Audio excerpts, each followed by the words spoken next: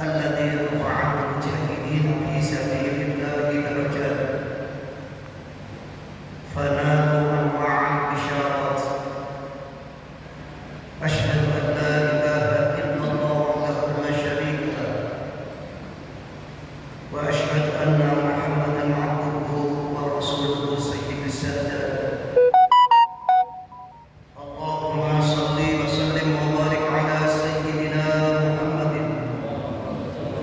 الداعي إلى الخيرات والناهي عن جميع السيئات وعلى آله وصحبه من جميع السماوات والأرض. أما بعد فيا عباد الله، هذا شهر عظيم من شهر رمضان. Alhamdulillah, kita ucapkan puji syukur kehadirat Allah Subhanahu wa taala yang telah memberikan nikmat kepada kita, nikmat yang kita tidak mampu untuk menghitungnya, karena begitu besar dan banyak nikmat Allah yang diberikan kepada kita. Mulai kita bangun tidur sampai kita tidur lagi, seluruh itu adalah merupakan nikmat yang diberikan oleh Allah Subhanahu wa taala kepada kita selaku hamba-Nya, tanpa ada persyaratan apapun. Hanya Allah menginginkan agar kita selalu ingat bersyukur dan berbakti kepada Allah Subhanahu wa taala. Maka dari itu, hari ini kita diuji oleh Allah. Kita berjihad untuk melawan hawa nafsu kita sendiri. Kita berjihad untuk melawan emosi kita.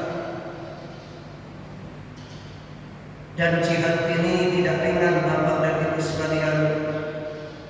Makanya ketika mereka mampu melewati jihad di dalam bulan suci Ramadan ini, maka Allah akan memberikan, yaitu predikat sebagai orang yang bertakwa kepada Allah Subhanahu wa taala.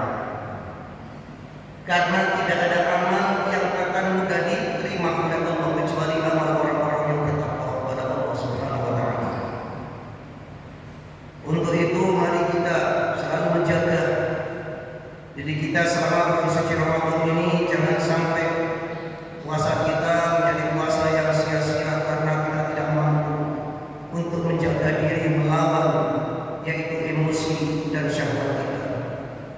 Salawat serta salam kita haturkan kepada junjungan kita Nabi besar Muhammad sallallahu alaihi wasallam, Nabi yang menjadikan wasilah turun rahmat Allah, Nabi yang menjadikan suatu penyuluh dan penyelamat bagi kita untuk mengarungi di dalam hidup baik di dunia maupun di akhirat.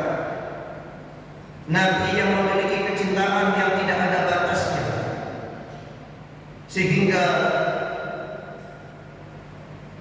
beliau akan selalu berusaha untuk menjadikan kita semuanya sebagai umatnya, yaitu mendapat jaminan beliau di hadapan Allah Subhanahu wa taala, yaitu akan ditunggu oleh Rasulullah sampai semua umatnya masuk ke dalam surganya Allah Subhanahu wa taala.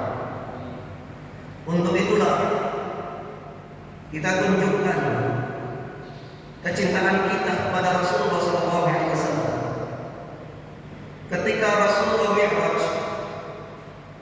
sampai di Sidratul Muntaha, kemudian di Musdawah bertemu dengan Allah Subhanahu wa taala. Di situ terjadi dialog Rasulullah sallallahu alaihi wasallam dengan Allah Subhanahu wa taala. Rasulullah ditanya, "Wahai Muhammad, bahwa alam dan seluruh isinya ini adalah milik siapa?" "Milik Engkau ya Allah." "Lantas kemudian kamu itu milik siapa?" "Milik Engkau ya Allah." "Terus aku ini milik siapa?" Namun setelah itu diam sambil menundukkan kepala. Ketika Allah bertanya, aku ini milik siapa? Baru kemudian Allah melanjutkan dari pertanyaan tersebut, aku ini adalah milik orang-orang yang mencintai kamu. Jadi Allah akan mencintai kita ketika kita mencintai Rasulullah SAW. Allah akan membawa kita untuk mendapatkan rahmatnya dikarenakan kita cinta kepada Rasulullah SAW. Lantas kecintaan kita kepada Rasulullah bagaimana? Yakni kita akan mengikuti sunnahnya. Sunnah-sunnah Rasulullah kita ikuti. Seberapa banyak kita mengikuti sunnahnya Rasulullah SAW, yang terkadang kita sudah menganggap orang yang paling cinta terhadap Rasulullah. Ketika kita melaksanakan sunnah Rasulullah, menganggap kita orang yang paling hebat, orang yang paling benar. Apakah itu yang kita tunjukkan sebagai cinta kepada Rasulullah? Kalau kita mengikuti sunnahnya Rasulullah, begitu agung dan besar sunnah daripada Rasulullah SAW. Hanya beberapa sunnah yang mampu kita menjangkaunya. Lantas kesunahan yang dimiliki oleh Rasulullah, dan kadang-kadang yang kecil aja kita tidak melakukan, tapi kita menganggap orang yang paling sunnah. Ada kesunahan, yakni ada kecintaan kita kepada Rasulullah yang paling mudah dan paling ringan, dan itu menjadi penyebab turunnya rahmatnya Allah Subhanahu wa Ta'ala. Apa itu? Yaitu banyak baca salawat atas baginda Rasulullah SAW. Salawat atas baginda Rasulullah. Siti Aisyah radhiyallahu anha, beliau mengatakan, man ahabban nabiyya sallallahu alaihi wasallam aksara salata alaihi. Orang yang cinta kepada Nabi sallallahu alaihi wasallam adalah orang yang paling banyak baca salawat atas baginda Rasulullah sallallahu alaihi wasallam. Ini di antara kita mencintai Rasulullah sallallahu alaihi wasallam. Bapak Ibu jamaah rahimahullah, di bulan Ramadan ini Rasulullah SAW pernah, ketika beliau baru merebahkan dirinya untuk tidur, didatangi oleh dua laki-laki, kemudian dibangunkan Rasulullah SAW. Kemudian dituntun Rasulullah SAW. Ketika dituntun Rasulullah, kemudian Rasulullah melihat gunung yang begitu besar dan tinggi. Kemudian Rasulullah diperintah oleh dua laki-laki tersebut, naiklah kamu. Apa jawab Rasulullah? Maaf, aku tidak mampu dan tidak kuasa untuk naik ke atas gunung tersebut. Naiklah, aku akan membantumu. Kemudian Rasulullah SAW naik. Ketika naik, Rasulullah kaget. Ada suara yang keras, jeritan yang hebat, dan di situ Rasulullah melihat seorang sedang digantung lehernya, mengucur darahnya ke bawah. Tanya kepada dua laki-laki tersebut, itu siapa? Itu adalah orang yang puasa di bulan suci Ramadan, namun dia berbuka sebelum datangnya tenggelamnya matahari. Berarti dia berbuka sebelum maghrib, alias bisa juga orang tersebut tidak berpuasa. Itu adab yang akan diberikan oleh Allah kepada umat yang sengaja dia tidak mau berpuasa di bulan suci Ramadan. Makanya ada tiga hal yang apabila tiga hal ini tidak dilakukan oleh seorang muslim, maka dia dianggap orang yang telah merobohkan agama.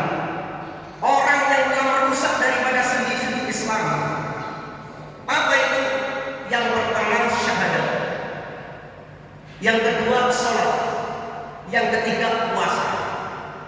Kalau orang ngaku Islam, orang ngaku beriman, namun dia tidak sholat, dia tidak puasa, maka sejatinya inilah orang yang merusak daripada agama, bukan orang lain. Sedangkan haji dan zakat adalah merupakan hamba Allah yang begitu kemampuannya. Tetapi kalau tiga hal ini siapapun wajib untuk melaksanakan, tidak harus menunggu dia mampu, tidak harus menunggu dia kaya. Inilah yang harus kita perhatikan Bapak Ibu jemaah rahimahumullah. Jadi bulan suci Ramadan ini kita jaga diri kita. Ada 4 sifat kemuliaan yang akan diberikan oleh Allah, suatu keamanan dan hidayah kepada orang tersebut. Rasulullah SAW bersabda, "Man ibtala fasabara wa a'tiya fasyakara wa dhulima faghfara wa atama fastaghfara ulaika lahumul amnu wa hum muhtadun." Rawahu Bukhari. Rasulullah SAW bersabda, barang siapa yang ditimpa musibah kemudian dia sabar, diberi rezeki dia bersyukur, didolimi orang dia memaafkan, berbuat dolim dia kemudian minta maaf, maka mereka adalah orang yang akan mendapatkan keamanan di dalam hidupnya dan juga mendapatkan hidayah dari Allah Subhanahu wa taala. Kalau kita Ramadan ini kemudian berbuat kayak gitu, Bapak, Ramadan ini bukan hanya kita ini mengekang hawa nafsu dari makan dan minum, serta bukan berarti kita menahan untuk kumpul dengan suami istri di siang hari, tidak. Tetapi emosi kita ini mampu nggak kita menjaganya, mampu nggak kita melawan. Ketika kita ditimpa musibah apapun, kadang-kadang kita di jalan naik motor, dikatain orang aja kemudian kesel. Ada yang gitu, yang pernah kayak gitu. Ya, entah itu diapain, dia kaget atau orang nggak sengaja mepet, kaget ya. Kemudian emosi dikejar, jadi pertengkar ini mampu kita ketika kita mendapatkan suatu ujian kayak gitu, kemudian kita sabar. Sabar ini adalah merupakan sifat yang paling mulia di sisi Allah, hingga Allah mengatakan, yakni bagi orang-orang yang sabar, ulaika alaihim shalawatun min rabbihim wa ulaika humul muhtadun. Orang yang sabar adalah orang yang akan mendapatkan rahmat dari Allah dan akan mendapatkan suatu hidayah dari Allah Subhanahu wa taala. Itu orang sabar. Tetapi sangat sedikit sekali orang bisa melakukan kesabaran tersebut. Bahkan dikatakan ayat yang lain, innallaha ma'as sabirin, sesungguhnya Allah ini bersama orang-orang yang sabar. Bahkan kalau kita minta pertolongan kepada Allah, yaitu kita lakukan, yakni dengan sabar dan salat. Wasta'inu bis-sabri was-shalah. Dan kesabaran itu dilatih oleh Allah kepada kita selaku hamba-Nya, yakni di bulan Ramadan ini. Bapak dan Ibu siang hari yang biasa diperbolehkan makan, minum, kumpul suami istri, dan kemudian hari ini kita dilarang. Sabar, nggak sampai semalam subuh, tidak. Cuman berapa jam kita? Ya, berapa jam? Yakni sejak munculnya fajar shadiq sampai tenggelamnya matahari, kita disuruh untuk menahan keinginan kita dari makan dan minum serta kumpul bersama istri tersebut. Nggak sampai malam.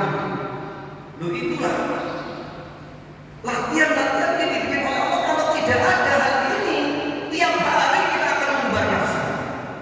Tiap hari kadang-kadang kita digampar emosi. Dan kesabaran ini menjadi pokok yang harus kita lakukan. Kadang-kadang orang ini gampang marah karena seakan-akan dilecehkan ya oleh orang lain. Kita ini memang harus belajar sabar, belajar sabar. Kadang-kadang ujiannya itu kalau di rumah tangga itu istri sama anak, ya susah. Istri sama anak ujiannya harus sabar. Yang kedua, kadang-kadang kita ini sabar lingkungan, tapi dibiasakan. Makanya Rasulullah mengajarkan kita agar kita di bulan Ramadan ini banyak-banyak baca istighfar, banyak-banyak baca istighfar. Bahkan menanam suatu tanaman surga. Ketika Rasulullah bertemu dengan Nabi Ibrahim, Nabi Ibrahim mengatakan, "Ya Muhammad, mur ummataka, perintahkan kepada umatmu, aksiri girasul jannah, agar mereka banyak-banyak untuk menanam tanaman surga." Rasul tanya, "Ma girasul jannah?" Apa girasul jannah? Itu tanaman surga itu apa? Yakni banyak-banyak membaca la haula wala quwwata illa billahil aliyyil azim. Orang yang mengucapkan kalimat tersebut berarti hidupnya sudah memasrahkan diri kepada Allah. Ujian apapun itu dia pasrahkan kepada Allah Subhanahu wa taala. Berarti sejatinya orang ini adalah orang yang sabar dan ikhlas apabila dia menerapkan kalimat la haula wala quwwata illa billahil aliyyil azim. Ini bukti kesabaran Bapak jemaah.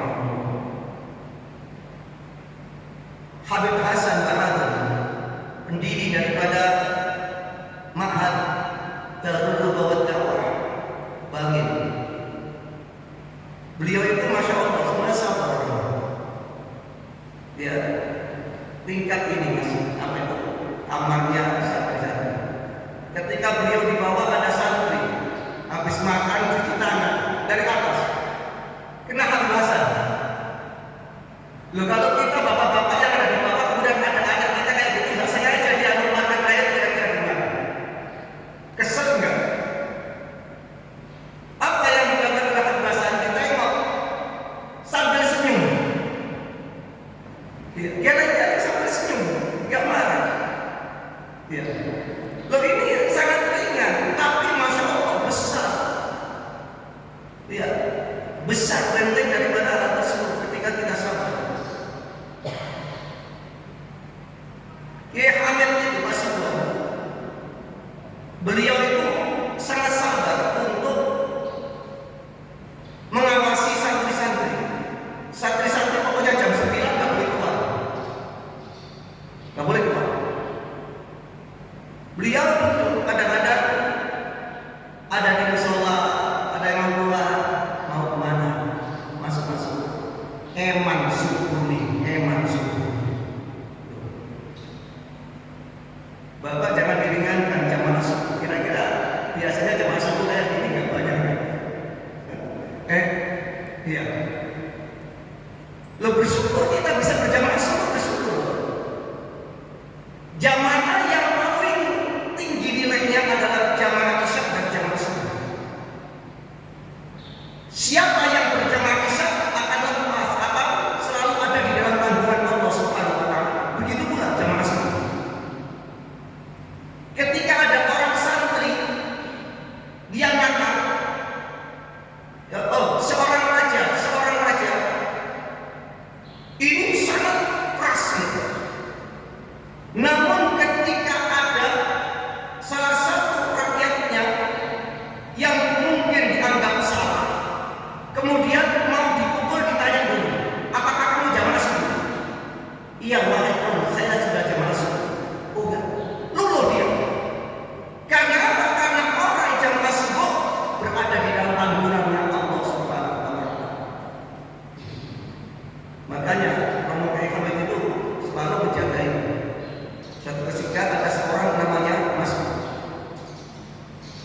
Dia ini keluar malam-malam, Kiai ada di teras sambil tidur berbaringan. Bayangkan pakai kaos tidur berbaringan. Dikiranya temannya.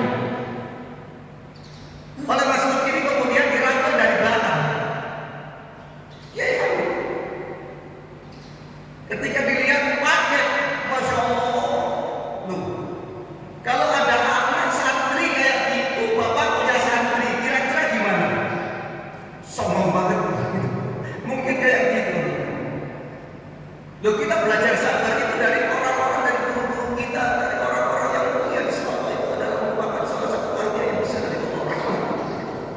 Ini diantara orang yang sabar itu akan selalu diberikan. Yang kedua, Bapak Ibu jamaah rahimakumullah, ketika kita dikasih nikmat oleh Allah, bersyukurlah. Syukur itu bukan berarti kita ini mengucapkan alhamdulillah. Bersyukur kepada Allah adalah kita selalu melaksanakan apa yang diperintahkan oleh Allah dan melarang itu menjauhi dari apa yang dilarang oleh Allah. Yaitu orang yang takwa adalah sejatinya orang yang bersyukur kepada Allah Subhanahu wa taala. Karena apa? Allah yang ngasih nikmat kepada kita. Kalau bapak dan ibu misalkan ada seorang pembantu ini kemudian diperintah oleh tuannya, mau nggak? Mau. Kenapa? Katanya menggaji dia adalah tuannya, juragannya. Tetapi ketika ada orang lain nyuruh, dia nggak mau. Karena apa? Bukan dia juragannya. Berarti orang yang biasa memberikan suatu nikmat kepada dia, maka dia akan merasa bersyukur yang ada, yaitu timbal baliknya. Begitu pula kita kepada Allah. Yang kedua, rasa syukur kita yakni hubungan dengan manusia, dengan orang-orang yang lapar. Di antaranya orang yang dirindukan surga adalah wa mut'imil ji'an, orang yang memberi makan kepada orang yang lagi lapar. Kalau orang lapar, masya Allah, Bapak, bahagianya sangat tinggi, senang karena dia lagi lapar, kemudian dikasih makan. Kira-kira orang yang kenyang dikasih makan kira-kira gimana? Apa itu? Nasi padang. Nasi padang. Ya udah, bentar, makan siang kau di situ aja. Mungkin hanya gitu. Loh, rasa syukur kita ini kita tunjukkan kepada manusia, ketika ada manusia berbuat baik, minimal kita ini membalas kebaikannya. Kalau nggak ada barang yang kita berikan sebagai timbal baliknya, maka rasa syukur kita kita ucapkan dengan mendoakan orang tersebut. Terima kasih ya, semoga Allah yang akan membalasnya. Loh, itu sebagai rasa syukur kepada manusia. Kalau bapak dan ibu hanya bersyukur kepada Allah, tidak bersyukur kepada manusia, maka Rasulullah SAW mengatakan di dalam sabdanya, la yashkurillah man la yashkurinnas. Orang tidak akan beranggap bersyukur kepada Allah sebelum dia bersyukur kepada manusia. Maka sangat perlu kita ini berbuat baik kepada orang lain sebagai tanda bersyukur. Ya, mau kita makan aja kadang-kadang kita nggak pakai doa. Makan nggak pakai doa berarti tidak ada syukurnya. Bapak dan ibu ketika makan nasi pernah nggak berpikir nasi ini dari mana? Oh, yang masak anak saya, ibu saya, istri saya. Minimal pernah nggak, Bu? Terima kasih ya atas nasinya. Pernah kayak gitu? Ingin tahu saya? Oh, itu sudah tiap hari, Pak. Iya. Tapi pernah kita ucapkan kayak gitu? Kagak pernah. Padahal nasi yang kita makan ini berapa proses, melalui berapa tangan.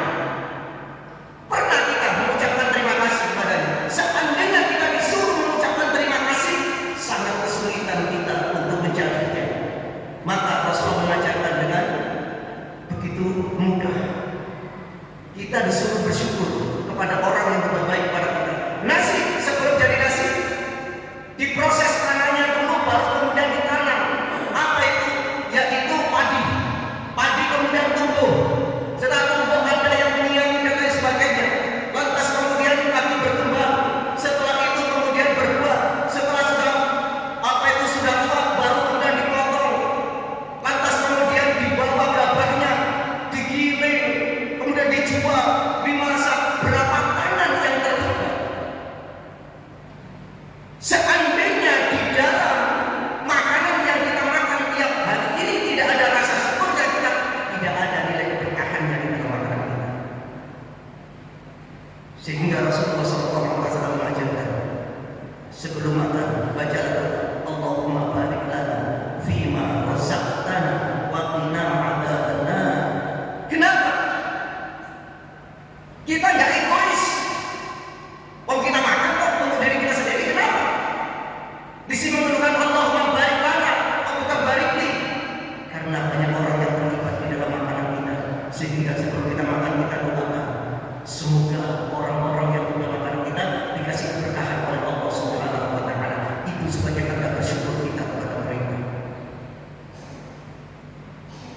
Jadi sangat rugi ketika kita makan langsung caprok begitu saja berjemaah.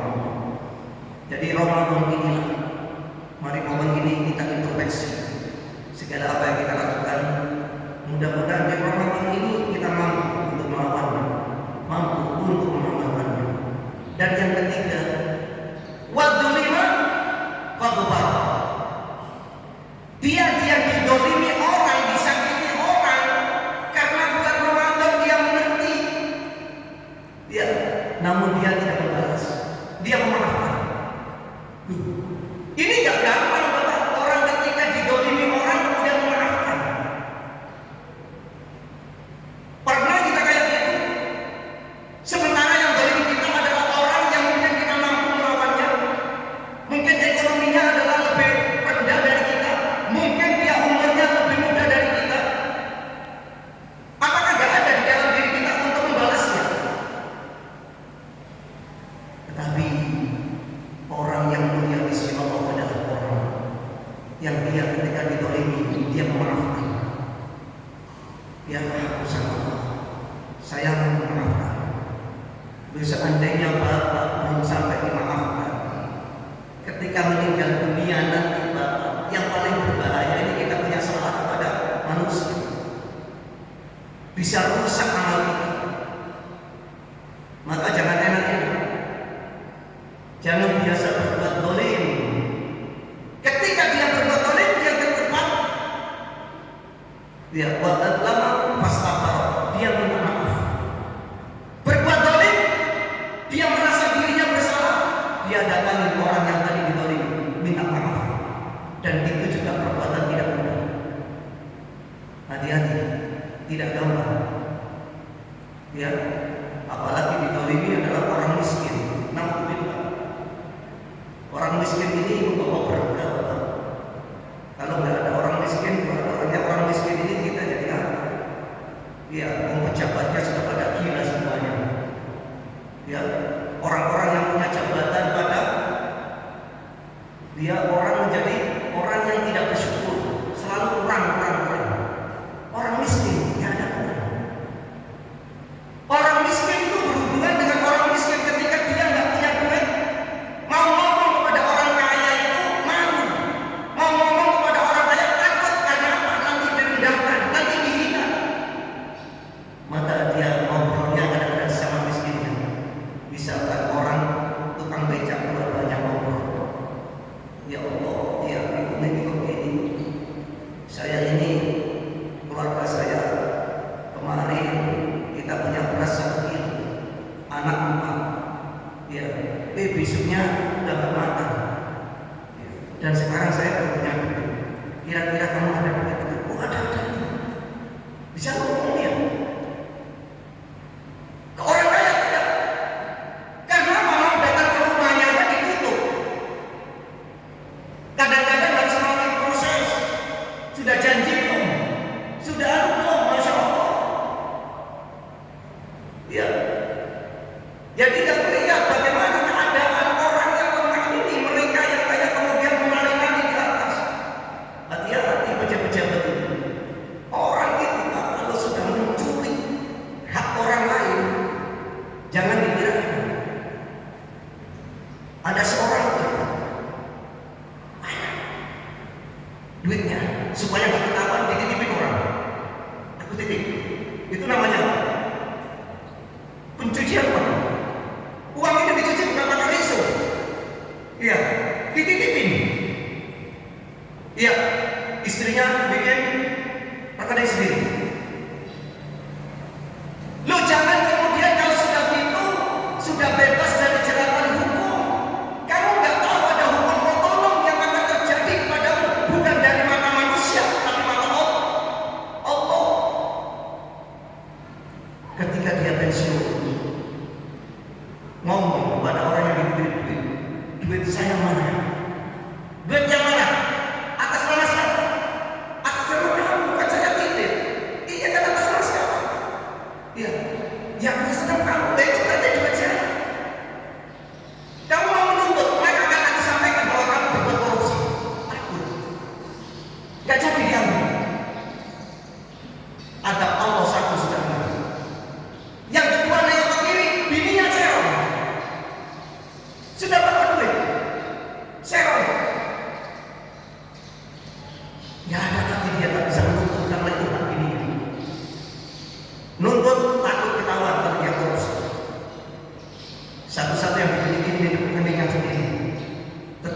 hidupnya tidak enak, mikir tiap hari, stroke, kena gula, sakit. Di dunia sudah tersiksa karena berbuat zalim. Bagaimana nanti di akhirat kamu begini? Maka hati-hati, hati-hati. Hidup ini harus banyak berintrospeksi dan banyak-banyak istighfar kepada Allah Subhanahu wa Ta'ala. Ini diantaranya Bapak, Ibu, jamaah rahimahullah. Makanya di bulan Ramadan ini kita manfaatkan. Satu, banyak sedekah. Jangan diukur sedekah itu adalah dengan besar kecilnya, tidak. Ya, karena sedekah di bulan Ramadan dilipat gandakan oleh Allah. Yang kedua, zikir dengan baca Al-Quran. Tadarus. Kalau bulan Ramadan nggak ada tadarus, apalagi nanti kalau sudah 10 malam yang terakhir, yang ganjil, apa namanya? Yang tikaf, cari apa? Lailatul Qadar. Gimana dapat Lailatul Qadar? Tidur dulu. Masjidnya sepi, tutup. Kok selalu menginginkan Lailatul Qadar? Nggak mampu kita. Ya. Lailatul Qadar, Bapak, itu ada kita ketika iktikaf di masjid, kita zikir kepada Allah, ya, munajat kepada Allah. Di situ nggak tidur lagi, rumah tidur. Ya, makanya anggaplah Ramadan ini Ramadan yang terakhir bagi kita, sehingga kita belajar untuk hidup. Tapi ada kemurahan dari Allah. Bapak dan Ibu tahu, Bapak dan Ibu setiap hari bisa mendapatkan pahala seperti Lailatul Qadar. Tiap hari. Dengan apa itu? Ditempuh dengan sholat sunnah ba'diyah isya 4 rakaat. Ba'diyah isya 4 rakaat, 2 kali salam. Kalau bisa ditambah 1 rakaat zikir, pahalanya seperti Lailatul Qadar. Berarti kita dapat tiap hari bisa mendapatkan Lailatul Qadar kalau kita mengerti dan tahu. Ya, kalau tahu juga gitu, jangan kemudian kita tambah malas. Wah, Ramadan saya kita besok saya akan dapat Lailatul Qadar. Jangan meringankan itu, keberkahannya berbeda. Keberkahannya berbeda. Iya. Jadi hidup berbeda. Manfaatkan yang kita termasuk ketika Lailatul Qadar. Ini pahala Lailatul Qadar, Bapak, yaitu ditempuh dengan 4 rakaat ba'diyah isya. Kalau bisa ditambah 1 rakaat witir. Supaya apa? Malamnya kalau kita nggak terbangun, witir sudah kita laksanakan. Kiai Amin itu wiridnya nggak panjang-panjang. Beliau itu hanya sederhana tapi istiqomah. Kita belajar istiqomah. Belajar istiqomah. Jadi amalan-amalan ini kita manfaatkan di bulan suci Ramadan. Ya, istighfar. Lantas kemudian baca Quran. Juga gitu. Kalau nggak bisa baca Quran, dengerin aja. Rasulullah SAW bersabda, "Man istama'a ila ayatin min kitabillahi ta'ala." Barang siapa yang mendengarkan ayat dari kitab-kitab Allah, kata Allah, maka akan mencatat Allah lahu bagi orang tersebut hasanatan mudha'afatan, yaitu pahala yang dilipat gandakan, rahmat yang dilipat gandakan oleh Allah Subhanahu wa Ta'ala. Ketika orang ini nggak bisa membaca, namun mendengarkan orang yang membaca Al-Quran, mendengarkan yang baca Al-Quran, masya Allah, nikmat saking cintanya. Ya. Wa man tala ayatan min kitabillahi ta'ala, siapa yang membaca satu ayat di dalam kitabnya Allah Subhanahu wa Ta'ala, kana lahu nurun yaumil qiyamah, baginya adalah cahaya pada hari kiamat bagi yang membaca. Berarti orang tidak akan putus asa ketika dia tidak mau membaca, mendengarkan. Jangan sampai membaca, jangan sampai membaca.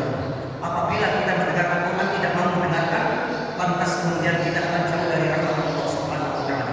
Wa idza quri'a al-Qur'an fastami'u lahu wa ansitu la'allakum turhamun.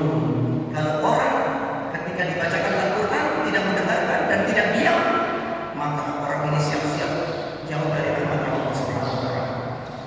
Makanya ketika di majelis-majelis akbar, Bapak dan Ibu sekalian,